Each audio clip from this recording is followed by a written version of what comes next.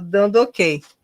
Mas aí eu vou ter minha caminha aqui do lado, eu vou ficar escutando e qualquer coisa eu levanto e venho para cá, tá? Tá certo, professora. Fica tranquila aí. Tá tudo sob controle, então descansa, boa recuperação aí para ti. Espero Amém. não falar muita besteira aqui para os seus alunos. João, você não quer falar besteira. O João, quem não conhece, é meu doutorando. Já fez estágio de docência com cartografia escolar, com a licenciatura indígena. Ele praticamente estourou os estágios de docência. Foi primeiro semestre, não, no segundo semestre já tinha ele. E aí foi muito bacana essa parceria e para ele também é uma experiência bacana com a graduação. E nisso eu vou deixar vocês com ele. Ele vai se apresentar e trazer essa proposta, que ela é muito legal. Nós fizemos com a turma de carta escolar e com os não indígenas, foi fenomenal. Depois vocês falam para ele, João, das experiências com não indígenas, o que suscitou, né? E da possibilidade deles fazerem lá nas aldeias, né? Isso que foi muito legal. Fechou, professora. Bom descanso aí para ti. Já te agradeço mais uma vez aí pela oportunidade de botar aqui na cara assim do gol, né? E fazer aquilo que eu gosto, professora. Muito Olha quem está obrigado. aqui, Ó, por acompanhar. Alô! Oi, amorzinho! Igual ao Simples, a gente já fez uma live touch aqui, ó. Tá todo mundo, a Gabi. Ele foi preparar o cafezinho para mim, o Fofinho. caldinho. Tão lindo. Eles estão me cuidando super bem. E foi aniversário dele ontem, né? Ah, é? Ontem? É. Caramba, parabéns. Vou mandar uma mensagem. Aí Legal. ele falou que a gente sempre dá cafezinho na cama para ele, né? Aí ele falou: Olha vocês estão me só. devendo um cafezinho na cama. O dele foi ontem, o meu é amanhã. João! Aham. Ai, Olha só. gente, tem que comemorar tudo junto. Legal, hein? Então tá, professora, vai lá descansar, já tá falando um monte aí. O médico vai dar um esporro Obrigada. na gente. Não, e é verdade, é uma coisa que Sim, incomoda muito, né? tá forçando o Mas diafragma ali na fala bastante, né? por isso que eu tenho que ficar mais assim, ó. Eu vou ficar assim. Encosta na cadeira, relaxa que tá Relaxar entre garantido. aspas, sabe? Porque tem uma banca segunda-feira, eu estou terminando de fazer o relatório. Eita, Mas é bom que a mente fica ocupada, né? isso, justamente. E aí eu estou fazendo o parecer aqui e mandar para a Ruth, é do Tarso, aquele Legal, nosso colega, né? Professor que é cego, fez um trabalho maravilhoso, belíssimo. que bacana, Estou bacana. finalizando o parecer dele. Eu só parei mesmo no dia da cirurgia e na terça-feira, e com vocês ali conversando, né? E aí tem o TCC do Luan, que é no Eu dia tô ficando 16. agoniado já contigo aí falando sem parar, professora. Vou ligar pro teu médico. Depois eu...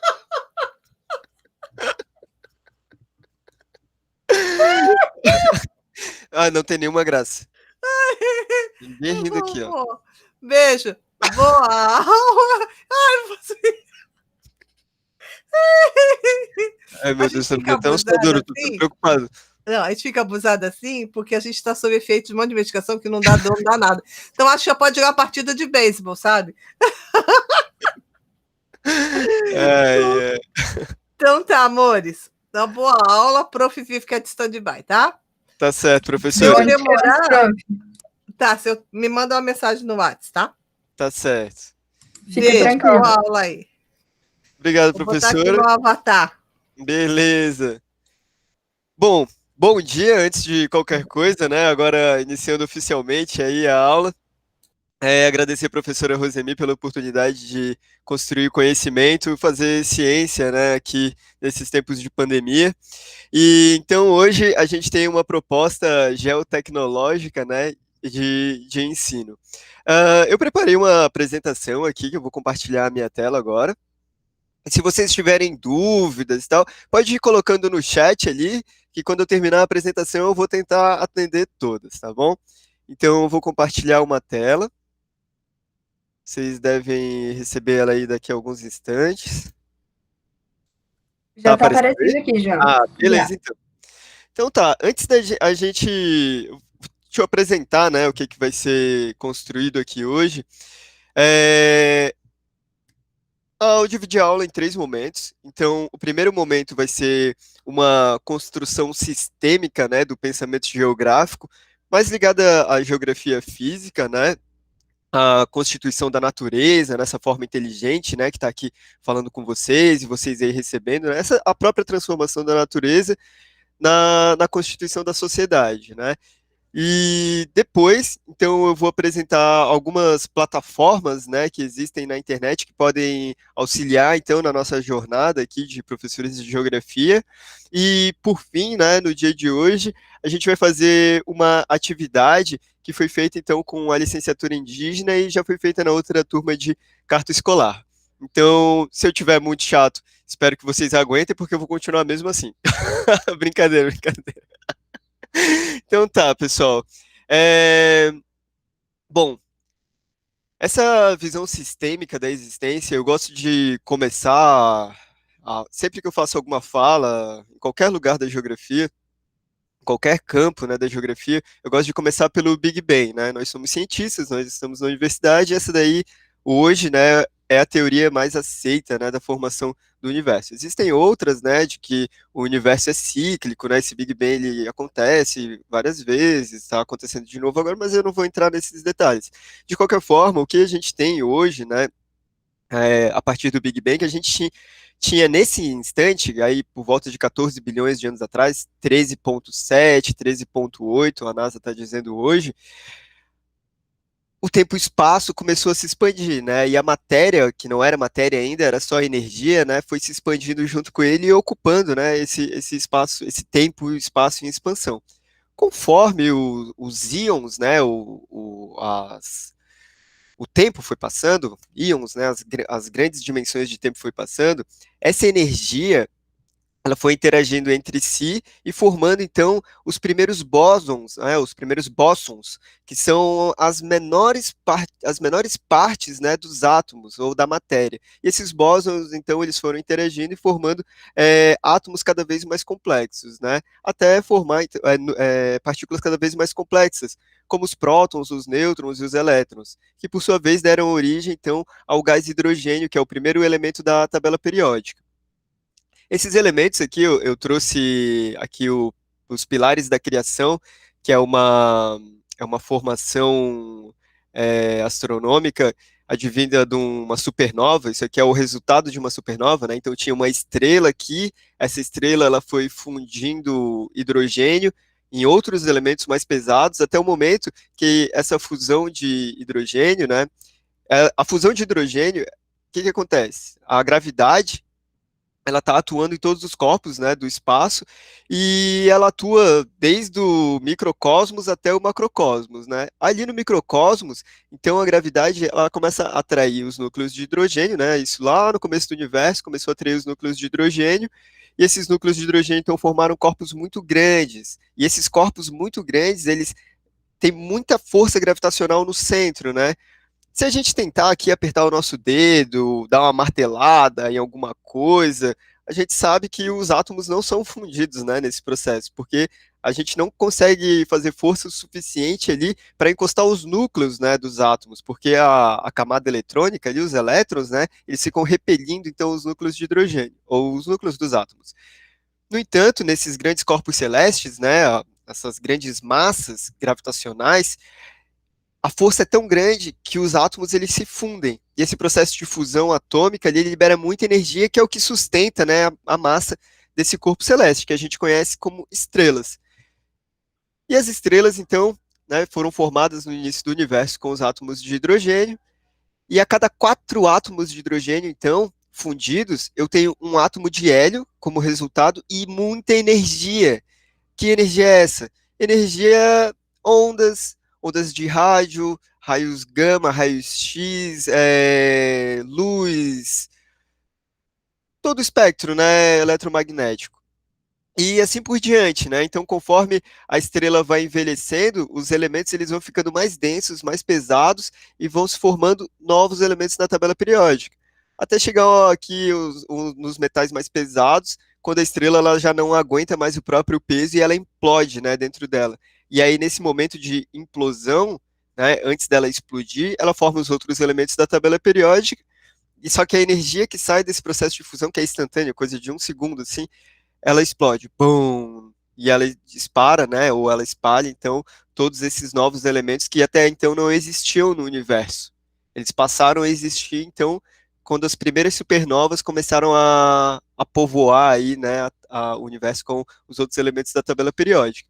E cada um dos elementos aqui, então, tem suas propriedades físico-químicas, né? O hidrogênio, por exemplo, ele tem um elétron livre na última camada, o que permite ele fazer uma ligação com outro hidrogênio, ou com um átomo que tem um elétron livre ali e outro elétron livre. Opa, dois elétrons livres dando bobeira e dois átomos de hidrogênio aqui passando. Pá!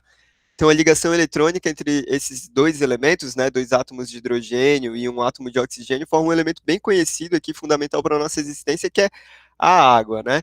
E essas conexões, né, ou as ligações eletrônicas, elas vão ficando cada vez mais complexas conforme os elétrons livres, né, nas últimas camadas dos átomos, é, vão aumentando, né? Então eles permitem novas conexões, conexões mais complexas, como o átomo de carbono aqui, ó, o número 6, que a propriedade dele aqui permite, as propriedades dele, né, físico-químicas permitem fazer cadeias longas, hidrocarbonetos longos, né? E essas cadeias longas, então, elas podem formar aminoácidos e proteínas que, né, constituem os seres vivos, né? Dessa forma que a gente conhece aqui na Terra. Então, esses elementos aí espalhados pelo universo, eles continuam sofrendo as forças fundamentais do universo, né? Que é a força forte, a força fraca, a força eletromagnética e a força gravitacional, né? Que hoje em dia tem uma discussão bem recente, por sinal, né? Que a gravidade ela pode não ser uma força, mas uma onda. Isso foi descoberto ano passado ou no ano retrasado. Bom, então a gravidade agindo, né? Ela age, como eu falei lá no começo, desde o microcosmos até o macrocosmos. Então, se eu tenho um átomo aqui de qualquer elemento, esse átomo ele vai estar exercendo essa força gravitacional com toda a matéria do universo. Não importa, pode estar a trilhões de anos-luz de distância que tem a força gravitacional está atuando ali, né, nesses corpos ou nesses átomos. Um dia, quem sabe, né, se a matéria escura não espalhar, expandir demais o universo, esses átomos eles podem se juntar, né?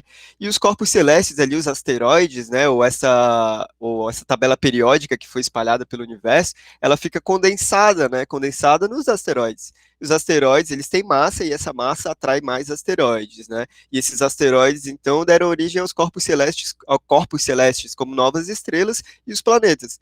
E isso aqui é uma ilustração, obviamente, né? De como era a Terra milhões, bilhões e bilhões de anos atrás, né? Bem no início ainda.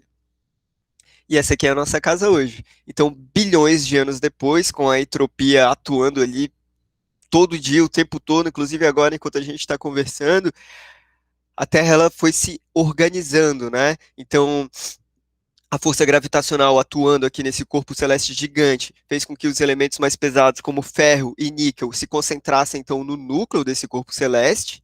E os elementos mais leves, né, como metais mais leves, líquidos e gases, né, eles tendem, né, por diferença de densidade, a ocupar ali as bordas, né, ou as extremidades, ou as parte periférica, superficial, a superfície, né, do nosso planeta. E eles tendem a escapar para o universo, né? Não escapam porque a força gravitacional está segurando ali os gases, está segurando ali os metais, os líquidos. Se não tivesse isso, né, não teria essa organização que a gente tem aqui hoje do espaço. E aí, bilhões de anos atrás, né, como eu falei, imaginem cada signo desse aqui, ó, como um hidrocarboneto ou como uma composição química organizada, né? E esses hidrocarbonetos, então, eles formaram os núcleos, né? E os núcleos, eles permitiram cadeias complexas, como os ácidos ribonucleicos, né? De ficarem protegidos ali, e que posteriormente proporcionou a eles a possibilidade de se tornarem cadeias carbônicas cada vez mais complexas, né? E assim foi a evolução da Terra, até a gente chegar nesse momento aqui hoje, né? Hoje, 2020, né? 11 de 12 de 2020, aqueles elementos da tabela periódica, aliás, o hidrogênio, ele se reorganizou tanto e durante tanto tempo, né, numa dimensão que a gente, na escala humana, a gente não consegue compreender, ele foi organizado, foi se auto-organizando a ponto de compreender a própria existência, né? Então, o hidrogênio foi fundido, né? Ele mesmo se fundiu em função da gravidade em elementos mais complexos. Esses elementos mais complexos, eles proporcionaram então combinações mais complexas, e essas combinações, elas estão no processo de evolução, né, e de autopercepção hoje aqui nessa forma de Homo sapiens, né? Mas quem sabe no futuro exista uma outra forma de inteligência, não sabemos por enquanto, né? E aqui na Terra, a inteligência dessa forma estruturada, lógica, ela se dá por meio, né, dos Homo sapiens, né, que assim como os outros animais, eles têm um sistema nervoso, né, eles não, a gente, né, nós temos um sistema nervoso, só que a gente tem um grande diferencial aqui, que é o neocórtex, né, e o neocórtex, então, ele é responsável pelas operações de lógica, operações de memória, né, de reter informação e fazer o resgate dessa informação. Eu adoro essa imagem aqui. Tem alguns primatas utilizando a natureza como ferramenta, né, para abrir algumas cascas aqui para se alimentarem. Não muito diferente da gente, né? Nós já fomos esses primatas aqui e hoje a gente está nesse processo de evolução, onde conseguimos então transformar a natureza para atender às nossas necessidades, né? E a natureza, ela foi transformada de novo de uma maneira tão complexa, né? Essa percepção do cosmos de si, né? Faz com que a gente molde a natureza conforme a nossa vontade, né? Então, hoje nós temos aqui infinitas relações sociais, relações da sociedade com a natureza. Aqui nessa imagem, realmente são infinitas as relações que podem ser obtidas, né? Então, as tecnologias, elas ajudam a gente a expandir esses sentidos da natureza, né? Porque a natureza, transformada de novo em Homo sapiens, ela se percebe por meio dos 5 sentidos, né? Da visão, da audição, do tato, do olfato e do paladar.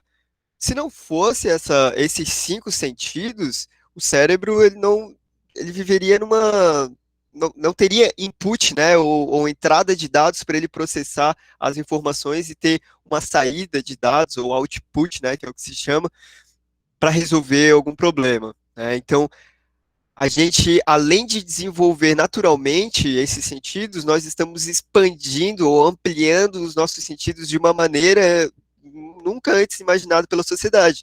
Nesse último século, a gente teve o advento ali do avião, do computador, de toda essa tecnologia da informática, né? Então a gente expandiu os nossos sentidos a ponto de ver coisas gigantescas do universo, né? As supernovas, por exemplo, galáxias a bilhões de anos-luz, literalmente.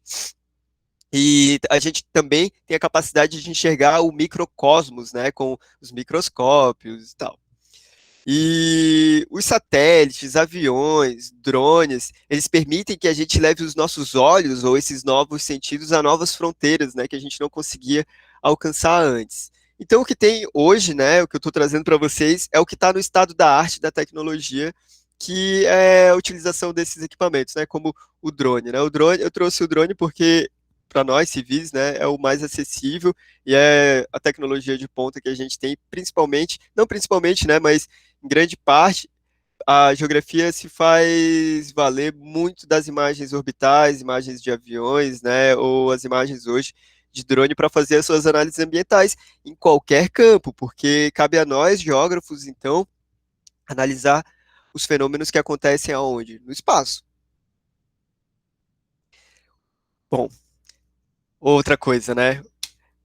A nossa classe aqui é super privilegiada, porque desde antes da geografia, nós geógrafos, né, tô me arriscando a falar isso, sempre, sempre, sempre trabalhamos com o que tem com o que está no estado da arte, né, da tecnologia. Assim como a gente já utilizou paredes de cavernas para representar locais de caça ou aspectos culturais da sociedade, onde a tecnologia disponível ali naquele momento era, sei lá, um galho com a ponta queimada de carvão, sangue de animais, tintas naturais. conforme nós fomos evoluindo, né, como espécie, ou fomos evoluindo como inteligência aqui no cosmos, essas ferramentas, né, a tecnologia, a técnica foi se aprimorando a ponto de criar outros instrumentos para a gente observar a natureza, né, como o astrolábio, a bússola, que nos ajudou a atravessar os oceanos, e hoje em dia a gente tem esses instrumentos, né, ou a tecnologia necessária para fazer as nossas análises na geografia em casa, às vezes até no nosso bolso, né, que são os computadores e os celulares, né, coisa que também décadas atrás fazia parte, né, da ficção científica, fazia parte do mundo da imaginação e hoje é uma realidade constante, né, que nos permite então acesso a uma, licença, eu vou pegar aqui uma referência bem interessante.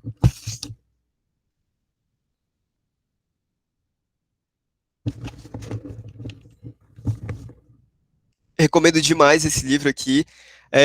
Vou pegar aqui um pouquinho das falas das nossas conversas com a professora Rosemi, e ela sempre fala que a gente tem que se alimentar, a geografia tem que se alimentar nas outras ciências, né? Essa semana a gente teve a fala da professora Maria Adélia na aula magna da pós-graduação e na Semagel, e ela falou isso também, e é aí que eu fiquei feliz, né? Então, tem esse autor aqui, é o Pierre Levy, ele discute cybercultura, né? E bastante essas relações, essas novas relações que a gente tem no cyberespaço, que é essa outra espacialidade, essa que a gente está conversando aqui agora, né? Então, nós estamos hoje divididos entre esses dois mundos, mesmo. Principalmente agora em 2020, isso ficou mais do que claro, evidente, né? Que agora um corpo ocupa dois lugares ao mesmo tempo, né? Dois corpos não ocupam o mesmo lugar, mas um corpo consegue ocupar dois lugares ao mesmo tempo, né? O espaço geográfico, esse aqui que eu tô, que vocês não conseguem interagir comigo aqui agora, e o espaço e o cyberespaço, que é onde estão acontecendo essas relações que são tão complexas que elas atingem diretamente, assim, ó, diretamente o espaço geográfico. Então a gente pode fazer uma tomada de decisão aqui que vai resultar numa implantação de uma infraestrutura ou até mudar diretamente a vida de uma pessoa, realocação de grupos, de novo, infinitas relações, né? Que são então geridas aí ou planejadas no cyberespaço podem interferir, né, o mundo físico, o palpável. Opa, tem um comentário aqui da professora Rosemi. Isso mesmo, João, seremos bons quando dominarmos os nossos conhecimentos, quanto, quanto os que nos aventuramos. É isso aí, professora. Ah, obrigado, Denise, ali, pelo livro de cybercultura. Então, vamos continuar aqui. Eu trouxe essa tecnologia aqui para vocês verem, né? Os nossos alunos já conhecem isso na escola, tá? Que é o VR, né? O VR, ele é uma sigla, são duas letras, né, de Virtual Reality, ou realidade virtual. Talvez, né, em função dessa freada econômica que a gente está dando, demore um pouquinho aí para a gente retomar, né, o desenvolvimento tecnológico nas periferias, né, e o país, hoje, infelizmente, ele se encontra nessa situação econômica de periferia, mas eu trouxe aqui, isso aqui é igualzinho aquele ali que vocês estão vendo na imagem, o VR Box, né? Tu coloca o teu celular aqui dentro dessa bandejinha, baixa um aplicativo de 3D, enfia o celular aqui dentro, e aí tu bota os teus olhos aqui para enxergar, então, o mundo virtual. E o que que tem dentro desse mundo virtual? O cyberespaço. Então, professora, a tua cirurgia, ela consistiu ali, tu estava falando para a gente, em 5 pontinhos, né? Então, essa imagem, ela ilustra uma pessoa fazendo essa cirurgia, uma cirurgia semelhante a essa, remotamente. Então, o médico ele pode estar no Japão, a pessoa pode estar no Brasil e a cirurgia está acontecendo lá em tempo real, ao vivo, e o médico consegue ver com muitos detalhes ali, né, a cirurgia que ele está fazendo. E a medicina, especificamente a medicina, na questão da realidade virtual, realidade aumentada, no 3D, ela está muito, muito, muito avançada.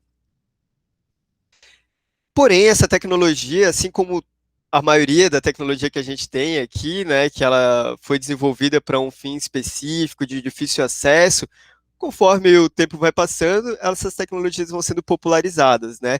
Então, essa imagem, ela está apresentando para a gente um celular apoiado num tripé, ó, tem um tripé segurando esse celular aqui, e tem um professor, então, interagindo com planetas, né, dando uma aula sobre o sistema solar em realidade aumentada. O que é a realidade aumentada? A realidade aumentada é a realidade virtual trazida para o mundo real. Só que a gente precisa de uma janela para enxergar, né, esse mundo virtual mesclado com a nossa realidade. E essa janela ela é feita então por meio desses dispositivos, dos celulares, das câmeras, né, onde tu baixa um aplicativo e tu pode interagir com esse mundo virtual aqui na palma das tuas mãos, né? E aí, esse aqui essa geração de pessoas novinhas aqui que eu estou vendo na sala de aula conhece certamente o Pokémon Go. O Pokémon Go ele é um aplicativo, então, de realidade aumentada. Tu habilita a tua câmera ali e tu consegue caçar os Pokémons, né, pela cidade. Tem alguns lugares específicos, tem Pokémons específicos. E esse dispositivo aqui, ele já é uma realidade, esse dispositivo não, essa tecnologia de software, ela já é uma realidade bem estabelecida já na sociedade, né? Então, os nossos alunos aqui, vou me arriscar a dizer que independente da... Não. Independente da classe, não. Perdão. Muitos dos nossos alunos, né, que têm acesso à tecnologia, ou esse tipo de conhecimento, que acessa o YouTube, por exemplo, já conhecem isso. Beleza, mas isso aqui é só um jogo, né? O interessante seria a gente utilizar essa metodologia para construir uma outra coisa, né? Que não algo processual de A para B, caçar Pokémons, jogar Pokébola, pegar Pokémons. Que tal usar essa tecnologia, então, para construir algum conhecimento que talvez fosse necessário um exercício de imaginação muito forte, né, para fazer, como imaginar planetas em órbita do Sol, né? O que para a criança deve ser difícil ali ter esse processo de elucubração, né? Se tiver uma ferramenta que a gente puder utilizar a mais, legal. E agora, nesses tempos de Covid, espero que não dure muito tempo, eu vou apresentar para vocês algumas plataformas, algumas ferramentas, né, que a gente pode utilizar nessa sala de aula virtual ou até na sala de aula quando nós voltarmos lá depois, né? Aqui estão os links, eu vou deixar essa apresentação com vocês, eu vou encaminhar para a professora Rosemary, ela passa para vocês. Quem tiver interesse aqui, a maioria dos links são em inglês, eu acho que são todos em inglês, mas dá para usar o Google Tradutor, não vai ficar uma tradução perfeita, assim, né? Mas se puder ler em inglês original é melhor. Dessa história, né, da formação do universo até hoje. E aqui, então, tem as plataformas que eu vou apresentar na sequência. Tudo tranquilo, pessoal? Tá tudo bem aí? A velocidade tá ok? A dicção da fala dá para entender o que eu tô falando? Tranquilo, João. Beleza. De boa. Valeu, pessoal. Então tá, vou apresentar então as plataformas aqui. Vamos começar com o Mapas IBGE. Antes, né, eu acho que ainda tá no ar, mas deve ser só até esse mês, se eu não me engano, o Mapas IBGE dentro do site do IBGE, né? Antes tu entrava no ibge.gov.br e tinha uma aba lá, Mapas. Hoje tem um site específico ali que é o portal de mapas, né? Agora ele é um módulo dentro do IBGE. Cara, esse portal aqui eu recomendo, né, que vocês acessem, explorem bastante. Ele tem mais de 33 mil mapas e compartilhem essa informação, tá? Porque eu terminei a graduação e só tive a oportunidade de trabalhar com essa plataforma aqui porque eu trabalhei no GeoLab, né, o laboratório de geoprocessamento. A gente acabava usando bastante. Vou abrir só alguns aqui, obviamente não dá para abrir todos, só para vocês terem uma noção do que é o Portal Mapas, né? Então ontem eu fiz uma discussão sobre tecnologia e tem esse mapa aqui de capacitação tecnológica, ó. Então, dentro da própria plataforma, a gente pode acessar, visualizar o mapa. No entanto, se eu for fazer uma saída de campo ou dar aula em algum lugar que não tem acesso à internet, eu posso baixar esse mapa no meu computador, né, e acessar ele depois. Eu posso baixar, enviar por e-mail, tanto faz. Eu não preciso encaminhar aqui o site e falar, procura lá o mapa tal. Eu posso baixar aqui o PDF e encaminhar direto o mapa para a pessoa. Então, divirtam-se aí no portal de mapas do IBGE, que para a nossa classe é uma ferramenta fundamental, tem que saber. Vamos continuar aqui, então. Bom, outra ferramenta bem interessante aqui é o True Size, né? Eu não sei se vocês já conhecem esse site, mas ele é super pertinente para a gente trabalhar a questão, né? Depois de ter construído todo o conhecimento a respeito do planisfério, né? Da forma da Terra e tal. Quando a gente for trabalhar projeções geográficas, esse site aqui ele permite a gente ter uma noção, né, do real tamanho dos continentes e da distorção, né, que as projeções fazem, né? Porque o que a gente está fazendo quando a gente faz uma projeção? A gente está tentando transformar uma coisa que é 3D, né, que é o geóide, né, a Terra, um planeta, em uma informação 2D. Então, eu vou estar mudando, eu vou estar trabalhando com diferentes dimensões, né, dentro de uma mesma representação. E essas diferentes dimensões, elas acabam distorcendo demais a realidade conforme, né, o tipo de projeção. No caso dessa projeção de Mercator, que a gente está vendo aqui, ó, as regiões ou as porções mais próximas à linha do Equador, elas tendem a manter a forma, né, ou ter uma forma mais aproximada à realidade. E conforme eu vou me afastando ou aumentando aqui a minha latitude, essas formas, né, tanto a norte quanto a sul, elas tendem a se expandir.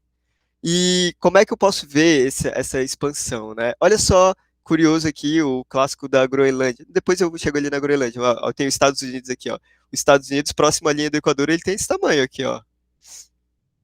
Mas lá em cima, ó, conforme eu vou aumentando, ele vai expandindo, né? Em função dessa distorção que eu tenho, ou em função dessa deformação, perdão, que é o termo mais adequado, em função das altas latitudes, né?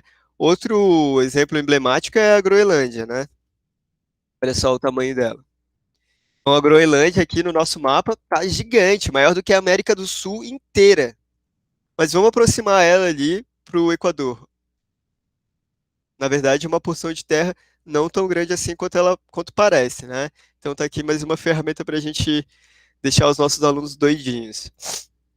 Bom, outra ferramenta, essa aqui a gente vai trabalhar com mais detalhes, né? Mais a fundo, mais para frente. No entanto, é importante saber que existe aqui o Google Earth Online. Se tu vai dar uma palestra e precisa do Google Earth, né, quer fazer alguma medição, precisa fazer um polígono, quer enviar para alguém, não dá para instalar o Google Earth lá na instituição que eu vou fazer a minha palestra. Não tem como. Beleza, acessa o site aqui, eu consigo fazer quase tudo que o Google Earth Desktop faz, né? Então, mais uma ferramenta aí, recomendo acessar e brincar um pouquinho, explorar, né, as possibilidades. Para baixar o Google Earth, basta digitar, né, Earth, né, E-A-R-T-H, Google na pesquisa. Eu recomendo hoje, tá, baixar o Google Earth Pro. Ele é de graça. Então, digita Earth, opa, Earth, Google Pro. É o primeiro link ali. Basta dar um clique, concordar e fazer o download. Eu já tenho ele instalado, tá aqui embaixo. Depois a gente vai conversar um pouquinho sobre ele. Beleza. Outra ferramenta super interessante aqui disponível é o Sketchfab, né? O Sketchfab é esse site que ele permite a gente exportar modelos 3D, né? Então nós podemos fazer. Hoje em dia é super fácil, tá? Mês a mês, cara, essa tecnologia ela tá o desenvolvimento, né, nos softwares. Então os softwares estão ficando tão robustos, mas ao mesmo tempo eles estão ficando tão leves que hoje a gente consegue fazer com um celular comum mesmo, não precisa nem ter uma super câmera no celular para fazer modelos 3D bem interessantes. Eu vou abrir esse aqui, que eu fiz lá com um modelo de elevação que está disponível lá no Labitat, que é o Brasil aqui, né? E a elevação. Eu botei essa tampinha de caneta aqui para ter uma noção de escala, né, do objeto. Então, aqui ele tem um mapa, né? Professora, foi alguém daqui que fez? A Oi, Luana? João. Oi, Foi? vindo? Tô te ouvindo. Foi alguém daqui que fez? Fui eu? Foi tu! Ah, que legal! Que massa! É uma Então, proposta barata, só que ela está muito elevada. Era só para mostrar realmente a elevação, aham, né? Ah, tem um E aí, exagero vertical, tá bem pertinente até. então foi uma forma que eu trouxe de alguns colegas também que já fazem. Tem um colega meu que ele trabalha com uma altitude menor, uma espessura menor do material, e ele usa imagens, fica muito legal. Tem que só Bacana. ter a paciência de recortar, né? Você só usa uma imagem, você pode usar várias imagens, recortar, Uhum. ou você vai recortando só as cores e vai Sim, colando. bacana. Então, esse modelo 3D aqui, assim que acabar a pandemia, todo mundo vai poder ver ele na vida real, pegar, mas enquanto isso não é possível, podemos então compartilhar com os nossos alunos aqui esses modelos 3D que a gente gera. Então, ele está hospedado aqui no Sketchfab, e a seguir agora, eu não vou conseguir, né, fazer uma oficina com vocês aqui em 5 minutos, né, de como fazer o modelo 3D, mas eu vou deixar o link para vocês aprenderem. Estou mostrando esse, mas tem diversos outros, tá? Então, para geografia aqui é um prato cheio. Essa aqui é uma proposta do meu TCC. Né? Na época eu tinha uma dificuldade lá na primeira, segunda fase do curso, que eu trabalhava o dia inteiro, chegava na aula cansado e às vezes eu não conseguia compreender mesmo ali que a mica, o feldespato e o quartzo juntos eles constituíam o granito, que os mesmos elementos eles estavam presentes nos diques de diabásio, que na verdade não tiveram tempo de consolidar cristais grandes, né, como acontece no granito, que é consolidado a altíssimas pressões e temperaturas, né, e muito profunda em relação à superfície topográfica, diferente do diabásio, né, que ele resfria próximo à superfície. Hoje eu já sei isso, né, obviamente, mas na época era difícil de compreender esses conceitos, porque eu não conseguia visualizar. Na época não tinha ainda essa tecnologia, 2011, 2012, não estava assim avançado dessa forma. Então, com essa preocupação, né, de ajudar os meus colegas que viriam a ter esses problemas no futuro, fiz essa proposta aqui geotecnológica, então eu botei uma chave aqui de referência só, para ter uma noção de escala, para que eles pudessem ver literalmente aqui, ó, o pretinho amica, os cristais de quartzo aqui, né, cinza claro, tendendo ao branco, e o feldspato aqui, né, um pouquinho laranja e rosa. Diferente do basalto, né, que tem os mesmos elementos, porém os cristais eles estão muito pequenos, né, não tem a mesma estruturação, né, de macrocristais.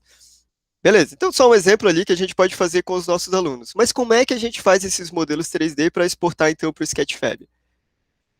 Eu fiz usando um software caro assim, de 3 mil e poucos dólares na época. É um computador super robusto, na época era um Core i7 de não sei quantos núcleos, duas placas de vídeo, não sei quantos GB de memória RAM, para fazer um modelo como aquele que eu acabei de mostrar para vocês. Hoje em dia, vocês entram aqui no site, baixam o aplicativo e faz com o celular de vocês tudo de graça. E não precisa ter um supercomputador para fazer isso hoje. Então eu vou deixar esse site aqui, tá lá nas referências também, tá? Pessoal, eu estou falando assim um pouquinho só sobre cada ferramenta, porque senão a gente vai acabar avançando demais aqui. Eu ainda quero fazer uma atividade no final, tá? Mas depois também eu vou deixar o contato aí se você quer vontade para conversar, dúvidas, tá? Então eu estou aberto. Aqui na página, né, que vocês estão vendo, tem esse aplicativo, ele tem tanto para iOS, né, o Apple, iOS e Android, para o Google, né? É o Sol, S-O-L-A-R. Esse A-R é de Augmented Reality, ou realidade aumentada. Esse aplicativo, de todos os que eu vi, é o melhor, e inclusive ele está com uma ótima avaliação. Já pesquisei vários sobre isso, achei assim uns bem interessantes, mas esse aqui é o que tem mais detalhes e parece ser, né, na minha percepção até agora, deve ter outro melhor, mas eu desconheço, em relação aos dados dos planetas, né, do sistema solar. Então eles têm muitas informações detalhadas. Infelizmente essa plataforma ainda está em inglês, né? Bom, eu vou deixar essa daqui para o final, que é o QGIS, e vou deixar isso aqui para o final também. Outra plataforma super interessante para a gente trabalhar com os nossos alunos aqui em tempos remotos, né, de educação e ensino remoto, é o earth.nuschool.net. Essa plataforma, ela reúne diversos dados de sensores orbitais, né, satélites. Tem centenas, literalmente centenas, talvez milhares de satélites trabalhando em conjunto, então, para gerar essas informações aqui, toda a complexidade da dinâmica atmosférica do planeta e da dinâmica oceânica. Isso aqui é em tempo real, tá? Tá acontecendo agora. Então, aqui em Florianópolis, está predominando um vento de norte, né? Ele teria uma tendência de nordeste aqui, mas está sofrendo um desvio. E então, uma brisinha aí, 16 km por hora, né? Mas se eu aumentar a altitude aqui, ó, height é altitude, né? E se eu aumentar a altitude, essa altitude, ela tá, vocês podem não entender, né? Aqui as medidas, é porque começa com 1000, depois 850 vai diminuindo. Tá em hidropascal, hidropascal é pressão. Então, aqui o SFC é surface, né, ou de superfície, e aqui é pressão. Então, conforme eu vou aumentando ou elevando a minha altitude, a pressão atmosférica diminui, né? E, bom, ai, meu Deus, eu não vou dar uma aula sobre... eu me empolgo, mas eu recomendo que vocês acessem aqui, né, a plataforma Earth no School e dê uma brincadinha com as camadas, né? Então aqui eu estou vendo duas camadas simultâneas, né, a dinâmica atmosférica e a direção aqui das correntes marinhas, né? E aí tem várias outras camadas, dá para avançar no tempo, tem um pouquinho de previsão, até eu acho que uns 2 dias de previsão dá para avançar, e eu consigo voltar bastante no tempo, então. Dá para voltar meses e meses e meses. Super bacana, esse aqui para trabalhar na sala de aula, tanto presencialmente quanto online. Cara, essa ferramenta todo geógrafo deveria conhecer e também descobrir depois da jornada da graduação. Já que a gente está falando aqui do planeta Terra, né, o planeta Terra está no Sistema Solar e o Sistema Solar ele está, né, na Via Láctea, ali no fundo. Ó. Então esse aqui é o nosso Sol. Ele poderia estar acompanhado, mas ele está solzinho. Ai, meu Deus, João, para. E aqui, ó, essa plataforma, ela foi desenvolvida, ela é um projeto do Google, tá? Que é esse stars.chrome experiment. E ele está em tamanho real, tá? Ele está em escala. Então, se vocês procurarem os planetas ali, o tamanho do Sol e tal, ele está em escala. Esse projeto STARS, ele é super audacioso, porque esses cientistas, eles mapearam as 100 mil estrelas próximas do Sol. 100 mil estrelas, tá? É só isso aqui. É só esse pedacinho de nadinha da galáxia que tem por volta de 200 bilhões de estrelas, se eu não me engano, né, espalhadas aqui de 100 a 200 milhões de anos-luz, né? Mais uma plataforma, então, para estimular aí a imaginação dos pequenos ou dos grandes também, né? Porque muita gente não tem a menor noção que essa daqui de fato é a nossa casa, que é aqui que é a nossa casa, né? Nós moramos aqui. E nós somos, então, uma entre 200 bilhões de estrelas, né? Nadinha de nada, e tem gente que se acha o rei. Outra plataforma bem bacana, mas essa daqui não é para analisar as estrelas, né? Essa daqui é para analisar o sistema solar, que é o Solar System Scope. Então, o site é esse aqui, ó, solarsystemscope.com. Para quem dá aula, para quem trabalha bastante com a tecnologia, eu tenho oportunidade de data show ou precisa dar aula online, eu recomendo pagar esse aplicativo aqui, que ele é bem barato, eu acho que é R$10 só, e ele dá algumas vantagens, né? Não tem propaganda, que é muito chato, que fica abrindo no aplicativo o tempo todo. E assim, tá, eu não vou dar uma aula de astronomia aqui, né? Mas algumas curiosidades dá pra gente ver nesse aplicativo. Vocês querem ver como é que era? Ah, agora vai ser meu aniversário, né? Eu sou Sagitário. Então eu vou procurar aqui o dia que eu nasci. Então eu posso voltar no tempo até 1988, faz tempo, e ver exatamente como é que era o céu ou a disposição, né, dos corpos celestes no dia e na hora que eu nasci. E é bem interessante também, né, para a gente brincar um pouquinho com a questão da astrologia, né? Porque hoje o meu signo, ele já não é mais o mesmo de quando a astrologia ela começou a ser desenvolvida, né? Porque as estrelas ali, os corpos celestes, né, eles estão em muito movimento.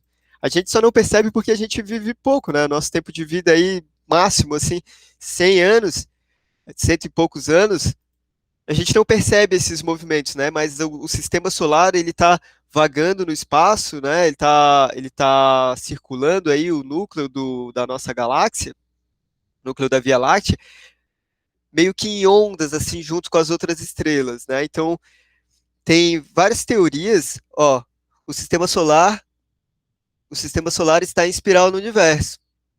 Exatamente.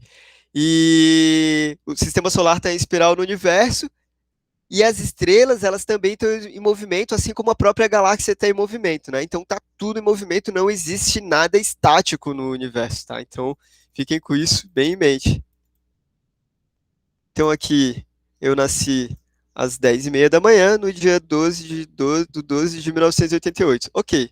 Então essa daqui é a configuração dos planetas no dia que eu nasci. Aí agora vamos ver aqui a Terra, ó. Então a Terra, no dia que eu nasci, o Sol e a Terra eles estavam apontando para a constelação de Sagitário, né? Teoricamente, para a constelação de Sagitário. Mas hoje em dia a gente já sabe que essa constelação ela não é mais a mesma para quem nasce nesse período do ano. Hoje em dia quem nasce, hoje em dia não, né? Nessas últimas centenas de anos, quem nasce na data que eu nasci hoje é Ofiuco. Então olha só. Tá ali atrás das constelações, ó. Então, quem nasceu em novembro, onde a Terra estava um pouquinho para cá, ó, nasceu no signo, ou estava o Sol, né? E a Terra eles estavam alinhados, apontando para a constelação de Escorpião. Aí, conforme a Terra foi se movimentando aqui, né? Fazendo seu movimento ao redor do Sol, a constelação também, né? Mudou ali no fundo. Eu vou colocar aqui o tamanho em escala. Opa, oh meu Deus. Dos sistemas. Ah, tá aqui, ó, realístico. Ok. Então tá, agora tá em escala. A Terra ficou só um pontinho ali, ó, nem dá pra ver mais. Então lá pra trás, a minha constelação, então, agora é Ofiuco, ó, que pega essa perninha aqui. E a Sagitário agora já tá bem deslocada. Beleza, então dá pra brincar bastante, dá pra construir bastante conhecimento em relação a isso. Dá pra mexer aqui, ó, nos planetas, por exemplo. Plutão aqui, 1988. Vamos ver o quanto ele andou até 2020. Então, ó, não fez nem um quarto de volta ainda ao redor do Sol. Quando ele der uma volta inteira, quando o Plutão der uma volta inteira ao redor do Sol, já vai ser 2.244. Tá, eu vou avançar aqui. Beleza, mais uma, mais uma plataforma aqui pra gente. Ó, o Guilherme tá colocando a mesma informação ali, ó. Lembrei desse vídeo que mostra o movimento do sistema solar em 3D. Muito bom para ter noção desse movimento. Bacana. Legal, depois eu vou acessar aqui. Eu trouxe essa plataforma aqui para os nossos alunos também, que é super bacana. Eu falei dos jogos antes, né, do Pokémon Go, mas também tem jogos hoje em dia muito geográficos, né? O próprio Minecraft, né, que trabalha bastante com a noção de 3D, orientação, mas tem esses jogos aqui que são quiz. Eu vou pegar algum aqui, vou pegar esse do Canadá. Eu gosto do Canadá. E aí, esse quiz especificamente, ele me pede para identificar as cidades do Canadá, né? Então, eu venho aqui no mapa e clico na cidade que ele está me pedindo, Halifax. Ixi, foi difícil. Calgary. Eita, lá no outro canto. Pronto, aprendi. Nunca mais esqueço. Halifax fica aqui. Montreal. Montreal é por aqui, né? Ottawa, Montreal. Ó. Quebec. O Quebec é aqui, ó. Aí, legal, né? Bom, esse é um entre vários outros jogos. Tem dezenas de desafios ali dentro também. Mesma coisa, recomendo entrar, acessar, brincar antes de fazer com seus alunos. E esse aqui é bem bacana, né? Porque tem todos os planetas ali, redondinhos, esferoides. E por que que a Terra teria que ser plana, cara? Que não, tá, não vou entrar nessa discussão também. Beleza, então vamos avançar aqui nos jogos. Tem essa outra plataforma. Acabei não falando o nome do site, ele é bastante importante, tá? Então é o Cterra. Online ali, ó, cterra.com, online.cterra.com. A outra plataforma que eu trouxe é o sogeografia.com.br, mesma coisa, também tem vários jogos diferentes, e também para vários estágios, né, vários níveis de conhecimento geográfico diferentes também. Então, dá para brincar desde os alunos ali do ensino fundamental até o ensino médio, ou o próprio ensino superior também, né? Então, algum quiz de geografia aqui. Que continente está localizado no Catar? O Rio Paraná passa por 3 países, quais são? E assim vai, no final dá para fazer alguma brincadeira ali da chocolate, sei lá, da 0,5, não sei, vai do professor. Tem esse outro aqui que é o geografia7.com, mesma coisa. Esse site aqui, infelizmente, eu recomendo vocês usarem bastante ele enquanto ainda dá, porque ele é em Flash, né? E ontem, olha só como é recente essa notícia. Anunciaram então que vão parar de dar o suporte para esse tipo de plataforma. Então, vocês, jovens graduantes do curso de geografia, provavelmente já brincaram muitos joguinhos de Flash aí no computador. Vai acabar isso, muito infelizmente, tá? Mas o site ainda está no ar, dá para ter algumas ideias, né, de fazer então as nossas próprias brincadeiras. Eu vou ter que permitir aqui o Flash no meu computador, ele já nem aceita mais.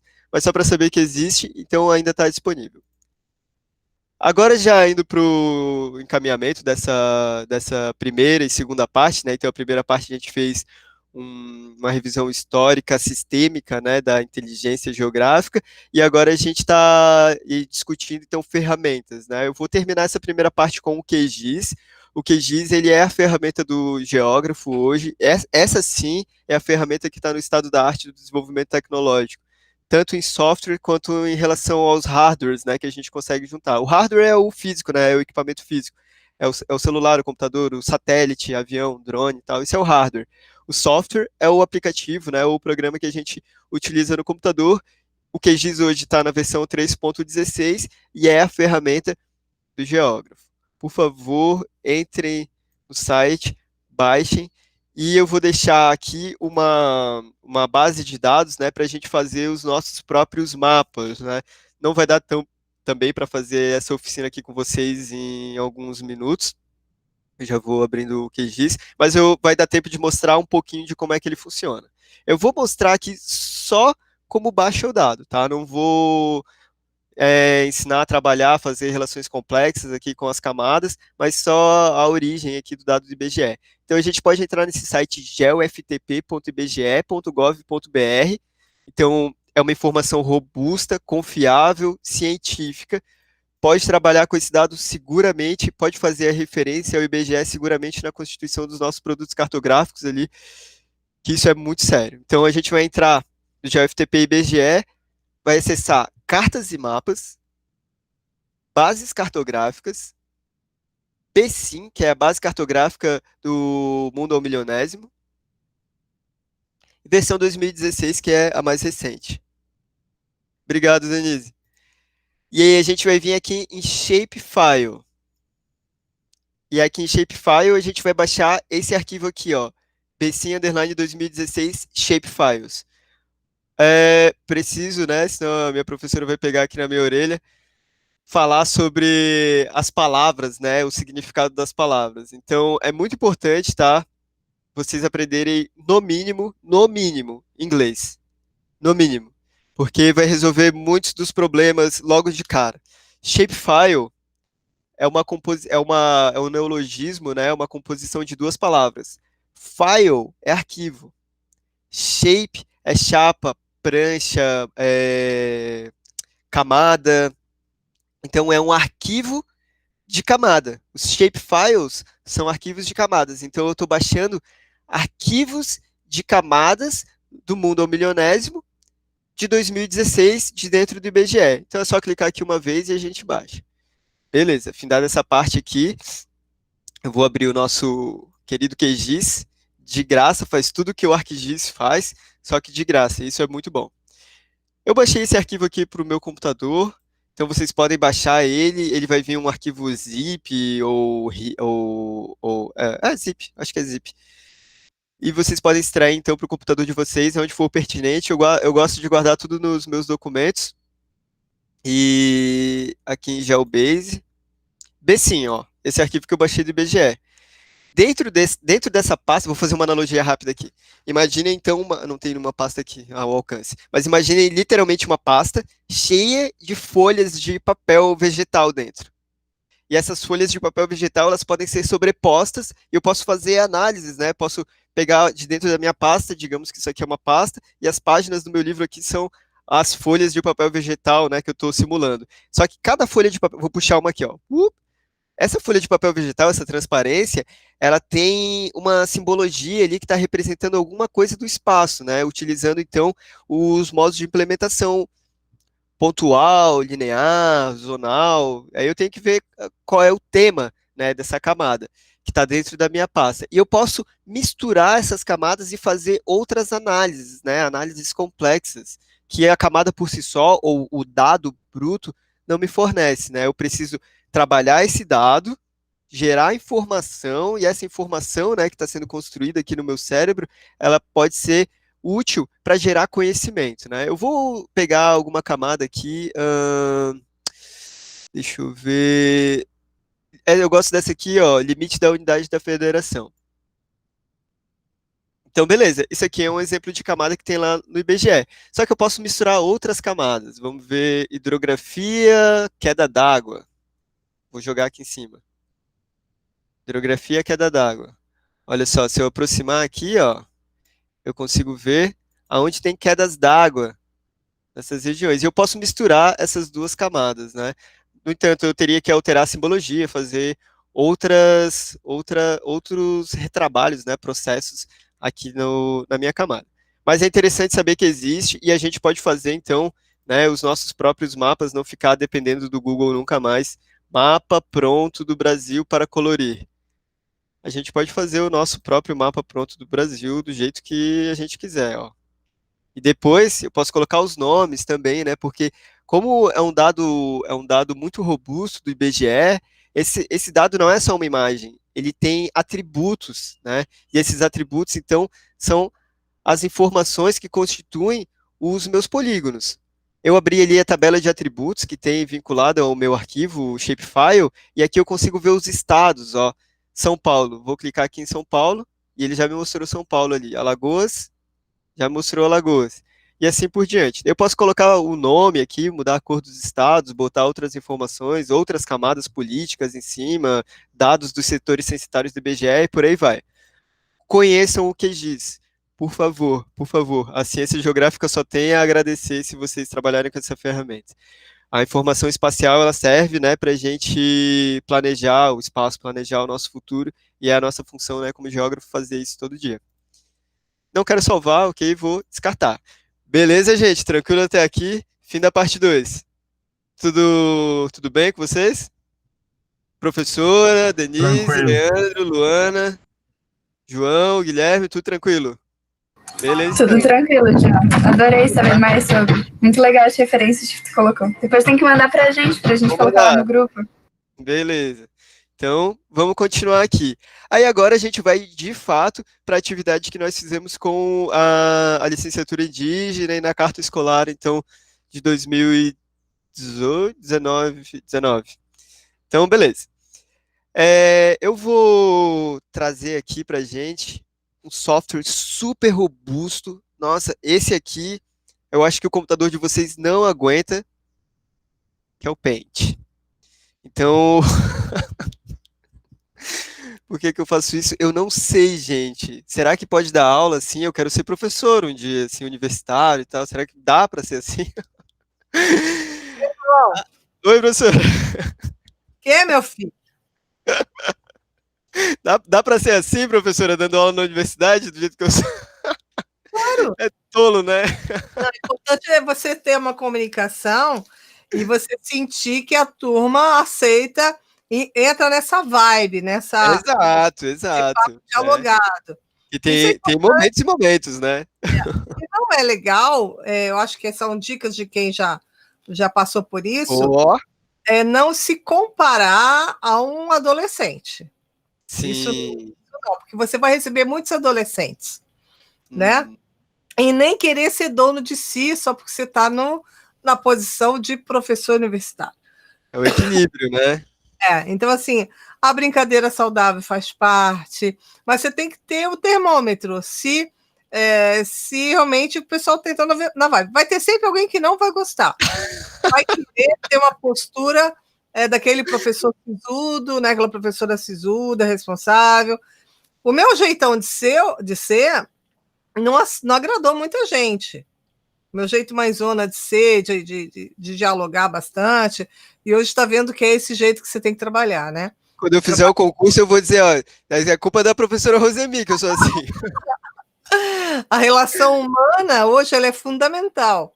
Então, aquela posição que o pessoal se bota num patamar, que coloca o estudante numa situação menor, porque não tem o conhecimento que você tem, isso já foi, isso já era, né? Você está ali para promover esse conhecimento, cada um vai construir o seu conhecimento. Então, a postura, ela é fundamental. O mais importante é o respeito, é o carinho, é a atenção e, principalmente, compreender que as pessoas aprendem em tempos diferentes, de forma diferente. Então, por exemplo, aqui, muitos estão tendo facilidades, mas alguém pode não ter a mesma facilidade que esse que tem. Isso você tem que ter esse termômetro. Você tem que ter esse termômetro o tempo todo. Por isso você tem que usar 2 a 3 métodos para poder atender todo mundo. Se você tivesse um estudante cego, Verdade. você não poderia usar toda essa ferramenta que você está trazendo para cá. Você teria que descrever cada imagem que você trouxe para cá, né? Tempo diferente, tudo. Tudo. Uhum. Então, Isso que é a grande desvantagem, né, desse ensino remoto, porque ali no olho a olho dá para sentir na hora, e o aluno não consegue esconder. Não dá para esconder. Ele fica muito quieto. Uhum. Ele fica muito quieto, já fica distraído. E aí tem aquela pegada da neurociência, né? Então você tem que dividir o seu tempo em 20, 20, 20, né? 20 minutos, os primeiros 20 minutos iniciais, aquilo que realmente é importante. Os 20 minutos seguinte, já fazer atividade. E os 20 minutos, os terceiros 20 minutos, é para você aprimorar aquilo que você deu, preparar para o futuro. Então, você tem que ser dinâmico. Então, esse conteúdo todo que você está trazendo, era para ser trabalhado em 2 a 3 aulas. Porque você faria uma parte, uma atividade seguida. A atividade sendo construída porque eles estão interagindo. Porque nesses 20 minutos seguidos, ou seja, os primeiros, eles estão atentos. No segundo, ou seja, entrando nos 30 minutos, 40, a pessoa já está dispersa. É involuntário. É do ser humano isso, né? É involuntário. Ela vai olhar o WhatsApp, ela vai entrar em outra coisa, ela vai dispersar de alguma forma. Se você atrelar diretamente a uma atividade, não tem como fugir.